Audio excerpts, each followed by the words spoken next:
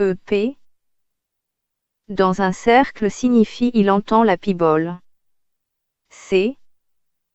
Dans un cercle signifie il corne.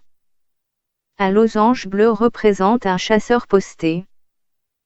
Un I majuscule dans un losange signifie que le chasseur posté a l'information sur le gibier du plan de chasse qui a été tué. Quand c'est un E majuscule, l'information est une erreur. Quand c'est un B majuscule, l'information, c'est qu'il y a un blessé. Un chasseur posté qui a l'information à signaler sur le gibier tué, corne. Un chasseur qui a l'information sans l'avoir entendu, c'est qu'il l'a vu, d'avoir tué le gibier du plan de chasse. Il corne. Un chasseur entend la pibole. Cela lui transmet l'information sur quel gibier du plan de chasse vient d'être tué. Ce deuxième chasseur corne. Un troisième chasseur entend la pibole. Cela lui communique l'information dont il est maintenant détenteur. Du fait qu'il corne, l'information peut circuler. Deux problèmes, quand quelqu'un n'entend pas la pibole, et, autre problème, quand quelqu'un qui entend la pibole, ne corne pas. Si un chasseur n'entend pas la pibole, cela peut être en raison d'un problème d'audition. Ou encore parce qu'une particularité du terrain fait qu'entendre la pibole à tel poste est impossible. Quand le problème est d'audition, la solution semble de passer par un autre canal d'information. Quand la situation fait que l'information cornée ne peut être reçue par celui qui est pourtant en mesure de l'entendre. La solution semble dans l'action préalable de vérifier qu'entendre la pibole est possible à ce poste. Si quelqu'un ne corne pas, c'est en question. L'information n'est connue par chaque chasseur que si le chasseur reçoit l'information, et s'il la perçoit. Pour que le chasseur reçoive l'information, s'il est capable d'entendre la pibole, il faut que l'information soit émise, et que recevoir l'information soit possible. C'est-à-dire que le chasseur n'ait pas de problème d'audition, et qu'entendre la pibole soit possible, quand un chasseur au poste suivant, et précédent, corne. Un chasseur perçoit l'information, s'il la reçoit, en entendant la pibole, et s'il l'a identifiée en comptant correctement le nombre de signaux. Si le chasseur a un problème d'audition, pour recevoir l'information, il faut qu'elle soit émise dans un autre canal d'information. Et d'autre part, pour que recevoir l'information soit possible, il faut par exemple, qu'il y ait du réseau. Si le chasseur a un problème d'audition, percevoir l'information, c'est savoir qu'il a reçu cette information, par exemple par une vibration, un son. Et c'est aussi, identifier cette information, par exemple, dans un texto, ou dans un message audio. Quelques exemples. La situation banale, le tireur, sans entendre la pibole, sait qu'un gibier du plan de chasse a été tué, parce qu'il l'a vu. L'information qui se propage à chacun, à gauche et à droite du tireur, parce que chacun corne correctement le signal après l'avoir entendu par la pibole. Cela s'arrête, quand un chasseur corne en entendant deux fois la pibole. C'est-à-dire que le signal ne refait pas un tour, il n'y a pas eu de délai dans son émission. Pour que personne ne pense que deux mêmes gibiers ont été tués, à peu d'intervalle. Maintenant l'exemple d'une particularité de terrain par laquelle un posté n'entend pas la pibole. Le tireur, sans entendre la pibole, sait qu'un gibier du plan de chasse a été tué, parce qu'il l'a vu. L'information qui se propage à chacun, à droite du tireur, à gauche c'est impossible, et parce que chacun corne correctement le signal après l'avoir entendu par la pibole. Cela s'arrête, quand un chasseur corne en n'entendant plus la pibole après lui. C'est-à-dire que le signal ne refait pas un tour, parce que le tireur ne l'entend pas, et que s'il l'entendait, il ne recornerait pas. Il n'y a donc aucun risque que quelqu'un pense que deux mêmes gibiers ont été tués, à peu d'intervalle. Maintenant l'exemple où il y a une personne sourde. Alors, le tireur qui, sans entendre la pibole, sait qu'un gibier du plan de chasse a été tué, parce qu'il l'a vu, et il corne. L'information qui se propage à chacun, à gauche et à droite du tireur, parce que chacun corne correctement le signal après l'avoir entendu par la pibole. Cela s'arrête, quand deux chasseurs cornent et que le chasseur entre eux, qui n'entend pas les piboles, ne reçoit pas, et ne perçoit pas l'information, et donc ne corne pas. Ignorant l'information, il pourrait se retrouver en infraction au plan de chasse, éventuellement.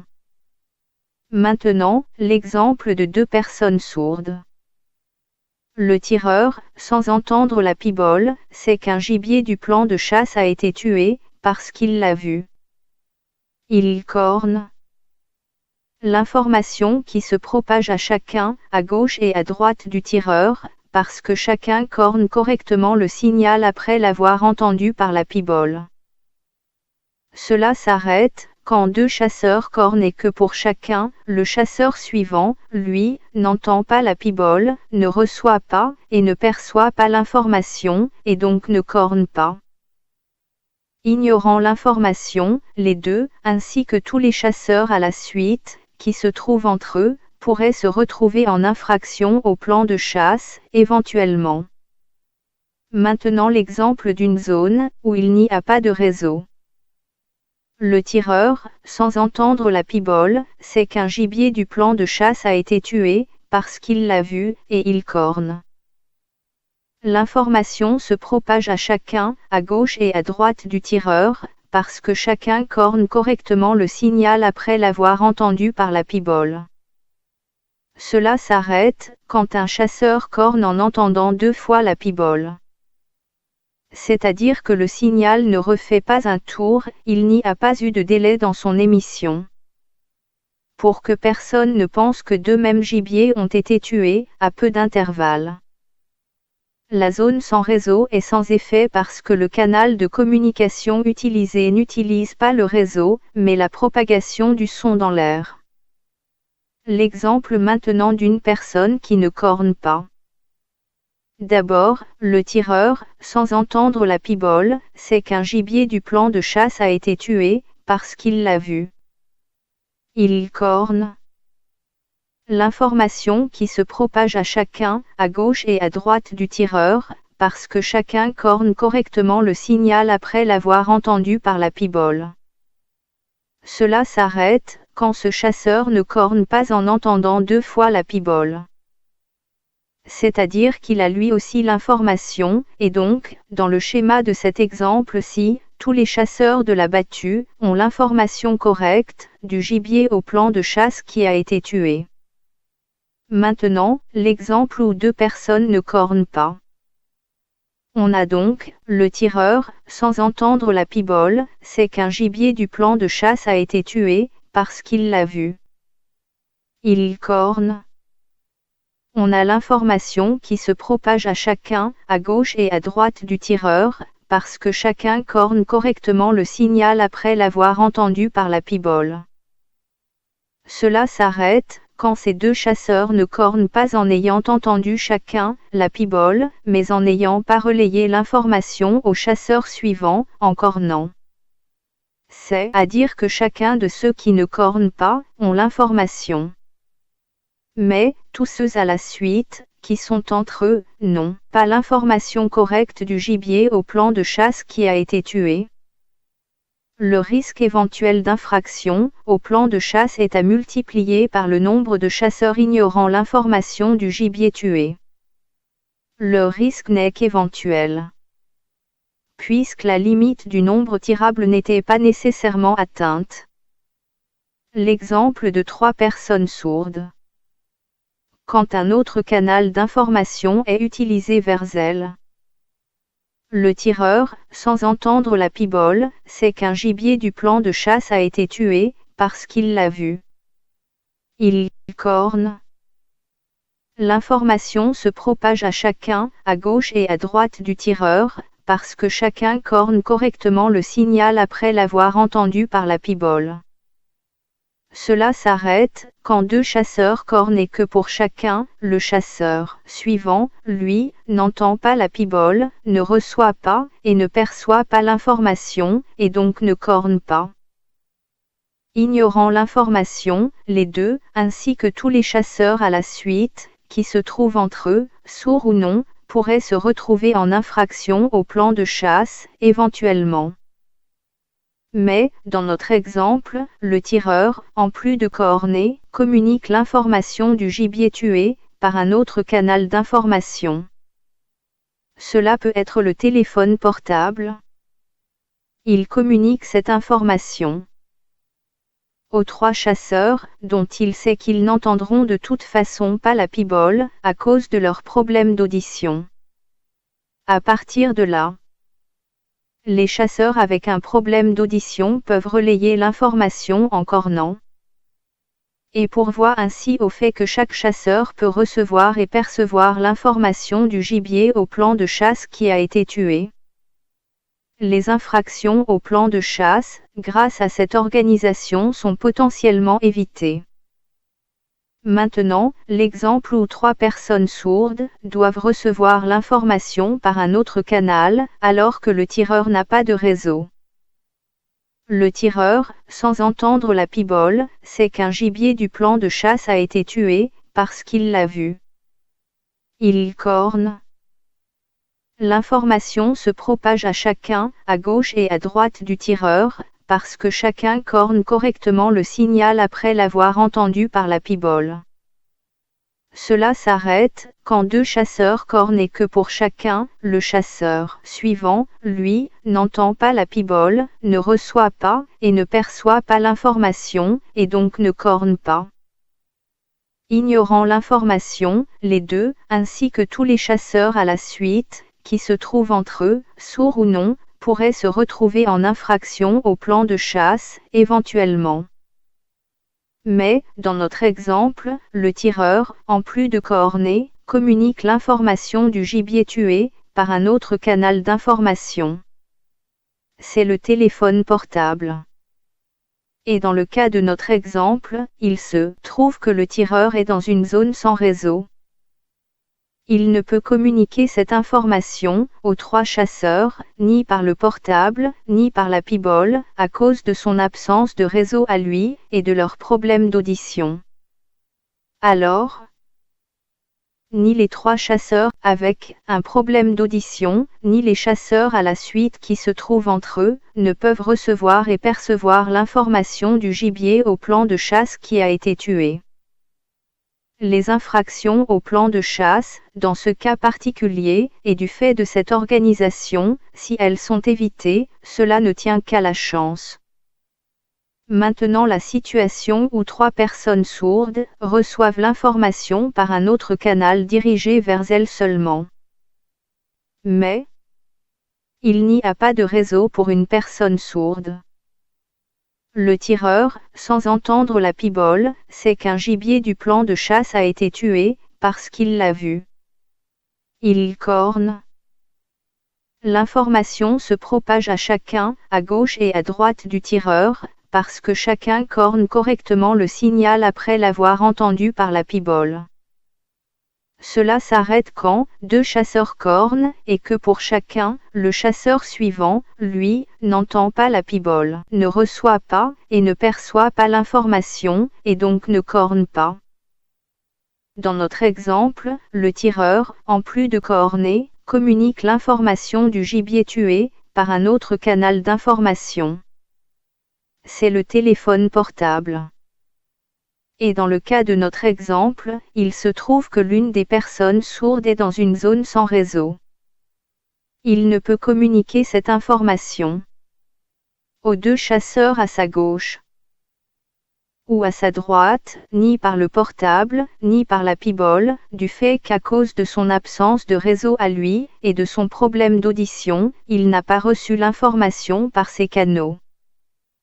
Mais, à part lui, tous les autres chasseurs, que ce soit par la pibole, ou un autre canal, ont reçu l'information, et l'ont relayée en cornant. Alors, un seul chasseur, à cause de son problème d'audition, peut ne pas recevoir et ne pas percevoir l'information du gibier au plan de chasse qui a été tué, si on en reste aux moyens présentés. Il risque de se retrouver impliqué dans une infraction éventuelle au plan de chasse. Maintenant l'exemple de 3 personnes sourdes, avec un autre canal d'information vers elles, pas de réseau pour différents postés. L'organisation est la même que dans les cas précédents. L'information se propage d'un chasseur qui corne à un chasseur qui entend la pibole.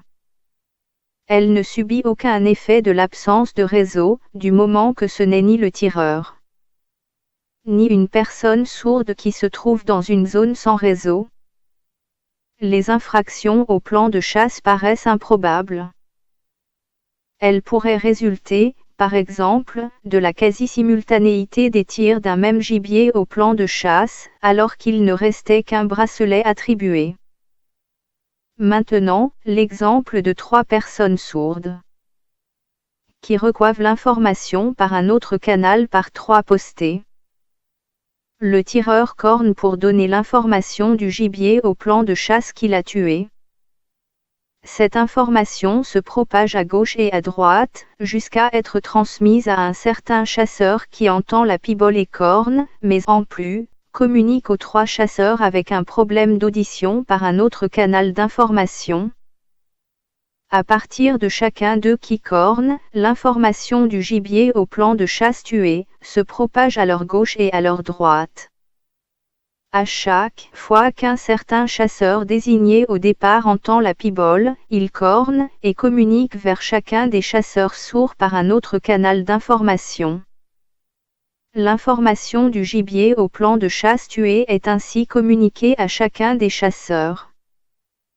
Maintenant, l'exemple de 3 personnes sourdes qui reçoivent l'information par un autre canal par 3 postés. Pas de réseau pour le tireur. Tout s'y passe comme dans le cas précédent. Et l'absence de réseau pour quelques postés.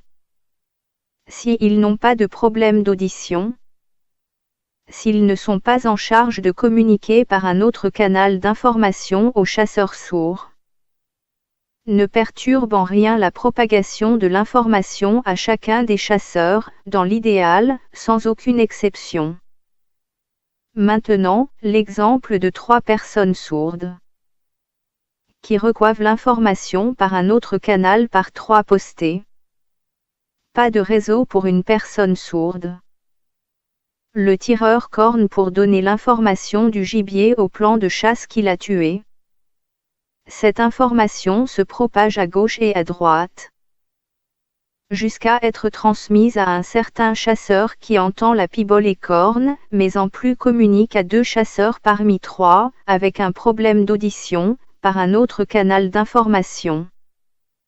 À partir de chacun d'eux qui corne, l'information du gibier au plan de chasse tué se propage à leur gauche et à leur droite.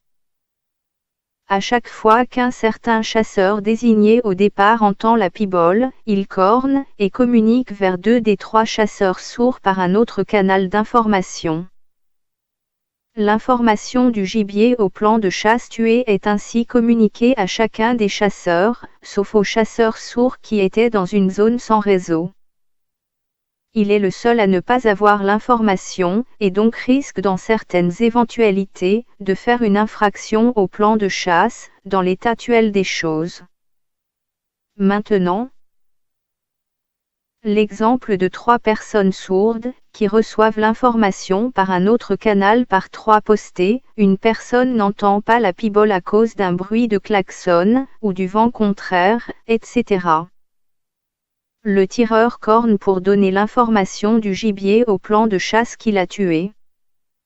Cette information se propage à gauche et à droite, jusqu'à être transmise à un certain chasseur qui entend la pibole et corne, mais en plus communique aux 3 chasseurs avec un problème d'audition par un autre canal d'information. À partir de chacun d'eux qui corne, l'information du gibier au plan de chasse tué se propage à leur gauche et à leur droite. À chaque fois qu'un certain chasseur désigné au départ entend la pibole, il corne, et communique vers chacun des chasseurs sourds par un autre canal d'information. L'information du gibier au plan de chasse tué est ainsi communiquée à chacun des chasseurs. Sauf au chasseur qui ne peut entendre la pibole, en raison du terrain, ou de ce qui perturbe la réception, de l'information portée par un son. Il suffit d'attendre, car l'autre chasseur le plus proche à un moment entendra la pibole, et cornera. Et l'information lui sera alors transmise. Chacun entend la pibole et corne, c'est le sens dans lequel se transmet l'information qui n'est pas fixée. Maintenant, l'exemple de 3 personnes sourdes, avec un autre canal d'information vers elles par 3 postés, et pas de réseau pour différents postés. Le tireur corne pour donner l'information du gibier au plan de chasse qu'il a tué. Cette information se propage à gauche et à droite, jusqu'à être transmise à un certain chasseur qui entend la pibole et corne, mais en plus communique l'information aux 3 chasseurs avec un problème d'audition, par un autre canal d'information. À partir de chacun d'eux qui corne, l'information du gibier au plan de chasse tué, se propage à leur gauche et à leur droite. À chaque fois qu'un certain chasseur désigné au départ entend la pibole, il corne, et communique vers chacun des chasseurs sourds par un autre canal d'information. L'information du gibier au plan de chasse tué est ainsi communiquée à chacun des chasseurs. Qu'il y ait une zone sans réseau, du moment qu'elle ne concerne ni une personne sourde, ni l'une des personnes relais pour l'autre canal d'information. Entre 2 personnes sourdes, du même côté que le tireur, cela semble ne perturber en rien la communication du signal à tous les chasseurs de la battue. Maintenant, l'exemple de 3 personnes sourdes, avec un autre canal d'information vers elles par 3 postés, et pas de réseau pour différents postés. Une personne ne corne pas. Le résultat est le même que précédemment, hormis que une personne reçoit l'information des postés de chaque côté de lui, sans qu'au final, il corne. L'information étant parvenue à ses voisins par un autre canal d'information, ou par un autre chasseur, il ne perturbe en rien la propagation du signal. Maintenant, l'exemple de 3 personnes sourdes, autre canal d'information vers elles par 3 postés, pas de réseau pour différents postés, et 2 personnes ne cornent pas.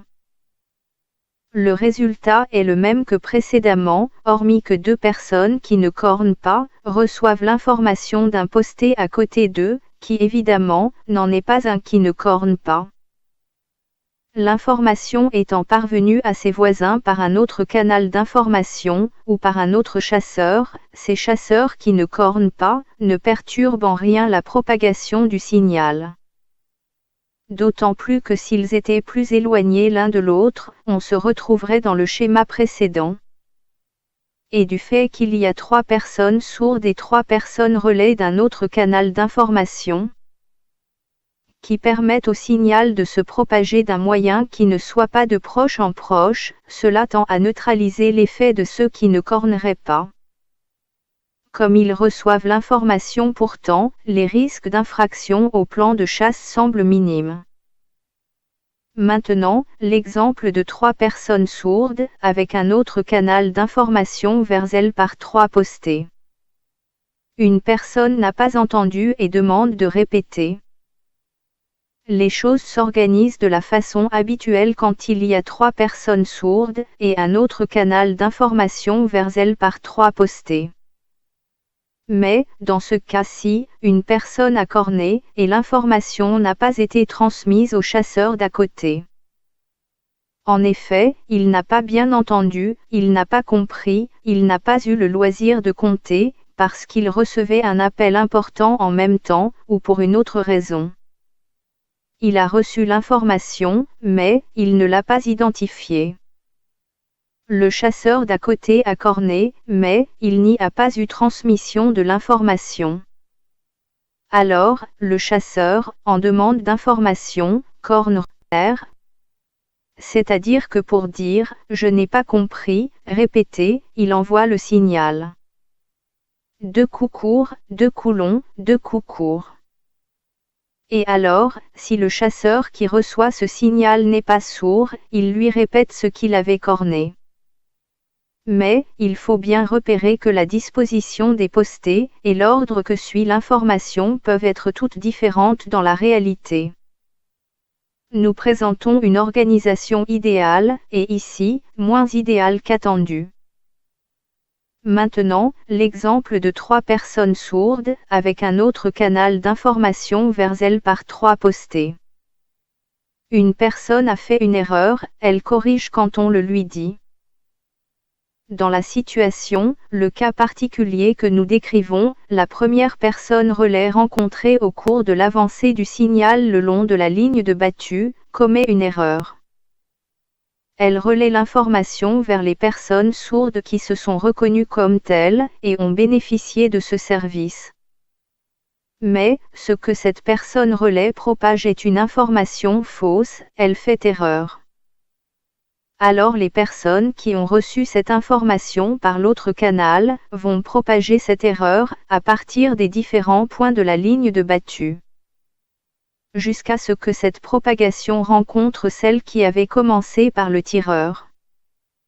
Et qu'alors, un chasseur qui a corné l'information, entendrait que, à portée de voix, un chasseur cornerait l'erreur. Alors, communication entre eux, par l'autre canal vraisemblablement. Est-ce que l'information est I ou E? Et la personne avec un problème d'audition. Interlocuteur privilégié pour l'autre canal d'information, demande à celui dont il tient son information qui est donc l'erreur, mais il ne le sait pas si l'information c'est I ou E. Donc, il appelle celui dont il pense tenir son information, pour savoir si c'est I ou E. Et son voisin à cette personne relais, lui dit, l'information c'est I. Alors maintenant, l'information, la vraie, a été transmise à cette personne relais pour l'autre canal d'information. Il l'a reçue, perçue, et il va la relayer. Comment ? Par cet autre canal, et vers les personnes reconnues avoir une difficulté d'audition, et d'autre part, en cornant. Il corne, le message précédent était une erreur. Donc, 8 coups courts, puis dans le même mouvement, il corne le signal correspondant à la bonne information. Ensuite, le message est propagé de façon habituelle dans une organisation de ce type. Maintenant, l'exemple de 3 personnes sourdes, avec un autre canal d'information vers elles par 3 postés. Une personne a fait une erreur, elle est en zone sans réseau. Dans ce cas particulier que nous décrivons, la première personne relais rencontrée au cours de l'avancée du signal le long de la ligne de battue, a la bonne information. Un autre chasseur, lui, dans une zone sans réseau, commet une erreur. La personne relais transmet l'information vers les personnes sourdes qui se sont reconnues comme telles, et ont bénéficié de ce service. Ce que les personnes avec une difficulté d'audition transmettent à gauche et à droite, c'est l'information juste. La personne dans une zone sans réseau, qui a perçu une information fausse, la propage chez ceux qui n'avaient pas encore entendu la pibole. Jusqu'à ce que 2 chasseurs à des postes l'un à côté de l'autre, cornent l'erreur, pour l'un, l'information juste pour l'autre. Lequel des deux a raison ?